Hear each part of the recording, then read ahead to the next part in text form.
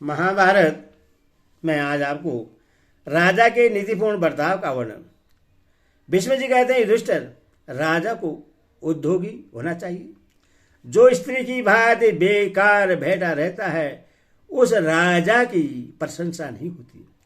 इस विषय में शुक्राचार्य का कहा हुआ एक श्लोक है, जिसका भाव इस प्रकार है, जैसे सांप बिल में रहने वाले चूहे को निगल जाता है, उसी प्रकार दूसरे राजाओं से लड़ाई न करने वाले राजा और घर न छोड़ने वाले ब्राह्मण, इन दोनों को पृथ्वी निगल जाती है, अर्थात वे पुरुषार्थ साधन किए बिना ही मर जाते हैं। जो संधि करने के योग्य हो उससे संधि करो, जो विरोध के पात्र हों उनसे विरोध करो।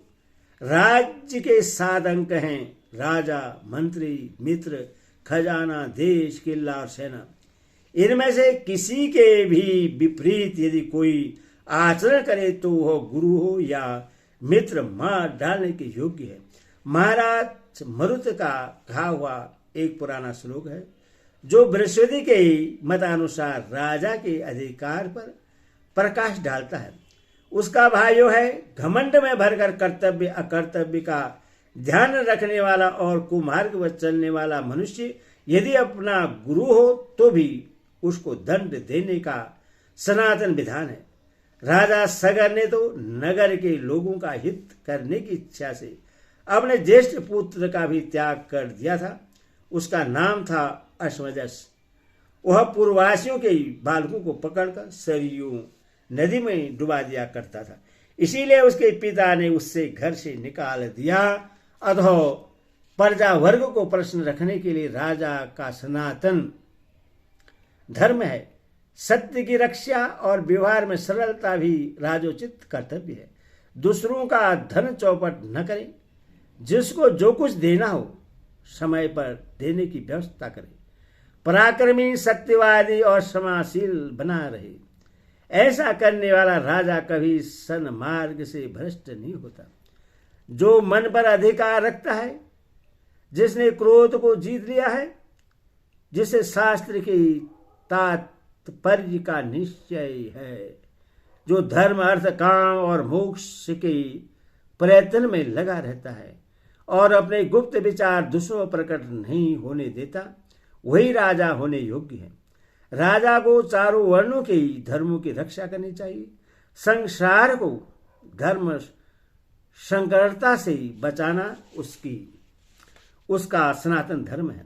राजा किसी पर भी विश्वास न करे, विश्वनी व्यक्ति का भी अत्यंत विश्वास न करे। राजनीति के 6 गुण होते हैं, संधि, विग्रह, यान, आसन, देदीभाव और समाश्रम। इन सब के गुण दोषों पर सदा दृष्टि रखे। यमराज के समान न्याय करता हो और कुबेर के सदस्य धन का भंडार इकट्ठा करे। स्थान, वृद्धि तथा क्षय के हेतुभूत 10 वर्गों का सदा ज्ञान रहे। जिनके भरण पोषण का प्रबंध न हो उनका पोषण करे। राजाओं को सदा प्रश्न बंधन रहना और हंसकर बातें करनी चाहिए। वृद्धों की सेवा करें, आलस्य और लोभ को त्याग दें। सत्पुरुष के व्यवहार में मन लगावें, दुष्ट संतुष्ट होने योग्य स्वभाव बनाए रखें। श्रेष्ठ पुरुषों का धन न छीनें, दुष्टों से धन लेकर सत्पुरुष को दान करें। स्वयं दंड और कर लें तथा दूसरों को भी दान दें। मन को बस में रखें, समय पर दान करें और सदा शुद्ध सदाचारी रहें।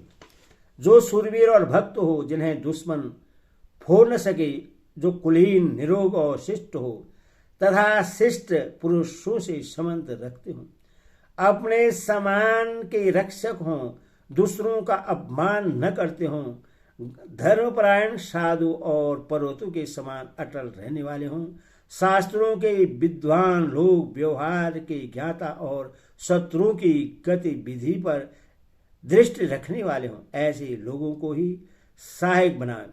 उन्हें अपने समान सुख भोग की सुविधा दे।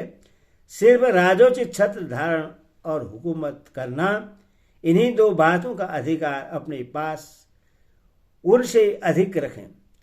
सामने अथवा परोक्ष में उनके प्रति एक सा ही बर्ताव करें। ऐसा करने वाले राजा को कभी कष्ट नहीं उठाना पड़ता, जो सब पर संदेह करता और सबके धन का अपहरण करता है। वह लोभी और कुटिल राजा एक दिन अपने ही लोगों के हाथ मारा जाता है। जो भोपाल बाहर भीतर से शुद्ध रहकर प्रजा के हृदय को अपनाने का प्रयत्न करता है, वह शत्रुओं का आक्रमण होने पर भी उनके बस में नहीं पड़ता। यदि कहीं परास्त हुआ तो भी पीछे उन्हीं प्रजाओं की सहायता से पूर्वत अपना स्थान प्राप्त कर लेता है। जो क्रोध नहीं करता, किसी व्यसन में नहीं फंसता, हल्का कर लगाता और इंद्रियों पर काबू रखता है, वह सब लोगों का विश्वास पात्र बन जाता है। जो बुद्धिमान, त्यागी, शत्रुओं की कमजोरी समझने में प्रवीण, चारों वर्णों के न्याय अन्याय को जानने वाला, शीघ्र काम करने वाला, क्रोध को जीतने वाला, उदारचित कोमल स्वभाव वाला, काम करने में संलग्न और आत्म प्रशंसा से दूर रहने वाला है, जिसके राज्य में मनुष्य निर्भय होकर विचरते हैं, वही राजाओं में सर्वश्रेष्ठ है। जिसके राज्य में रहने वाले नागरिक न्याय अन्याय को समझते हों, जिसके देश में लोग अपने धर्म कर्मों में संलग्न, शरीर में आसक्ति न रखने वाले, जितेंद्र वश में रहने वाले, आज्ञा पालक, कलह से दूर रहने वाले और दान में रुचि रखने वाले हों, वही वास्तव में राजा है। जिस राजा के राज्य में छल, कपट, कूटनीति, माया और मात्सर्य का सर्वदा अभाव, उसी के सनातन धर्म का निर्वाह होता है। जो विद्वानों का आदर करता और शास्त्रीय अर्थ के चिंतन तथा परोपकारी कार्य में लगा रहता है, जो सत्पुरुषों के मार्ग पर चलता और दान क्या करता है, शत्रु जिसके गुप्त विचारों को न जान सके, जासूसों को न पहचान सके, वही राजा राज्य चलाने योग्य समझा जाता है। राज्य चाहने वाले राजाओं के लिए प्रजाओं की रक्षा से बढ़कर और कोई सनातन धर्म नहीं है। मनु ने राजधर्म का वर्णन करते हुए 2 श्लोक कहे हैं, जिसका भाव इस प्रकार है: जैसे समुद्र की यात्रा में टूटी हुई नौका का त्याग कर दिया जाता है, उसी प्रकार प्रत्येक मनुष्य को चाहिए कि वह उपदेश न देने वाले, आचार्य, वेद मंत्र का उच्चार न करने वाले ऋतुजु, रक्षा न करने वाले राजा, कटु वचन बोलने वाली स्त्री, गांव में रहने की इच्छा वाली ग्वाले और जंगल में रहना पसंद करने वाले नाई, इन सबों को त्याग दे। हरि ओम तत्सत।